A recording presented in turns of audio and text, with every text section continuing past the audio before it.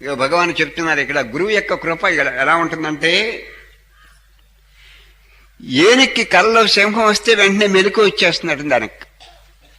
ఏనుగు నిద్రపోతుంది అనుకోండి, ఆ ఏనుక్కి కళ్ళలో ఏనుగు నిద్రపోతుంటే ఆ నిద్రలో సింహం వచ్చిందనుకోండి, స్వప్నంలో సింహం రాగానే భయం వల్ల ఏనుక్కి మెలకు వచ్చేస్తున్నట్టు ఏనుక్కి.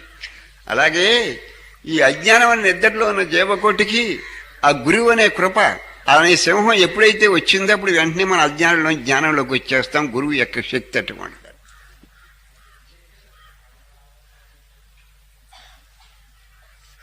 ఇప్పుడు ఏనుగు నిద్రపోతుంది అనుకోండి, ఇప్పుడు మనకైనా ఎప్పుడు నిద్రపోతుంటే పెద్ద పాము కనిపించింది అనుకోండి, భయం వేసి మెరకు వచ్చేస్తుంది.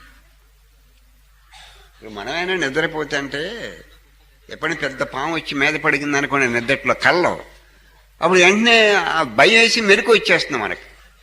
అలాగే ఏనుగు కూడా నిద్రపోతుంటే ఎప్పుడన్నా కళ్ళలో సింహం కనుక వస్తే ఏనుగు కళ్ళలో వెంటనే ఏనుగు మెరకు వచ్చేస్తున్నట్టు. అలాగే మనం అజ్ఞానంలో నిద్రలో ఉన్నాం, చచ్చిపోవటం పుట్టడం అని నిజం కాదు, అంతా అజ్ఞానంలో జరిగిపోతుంది.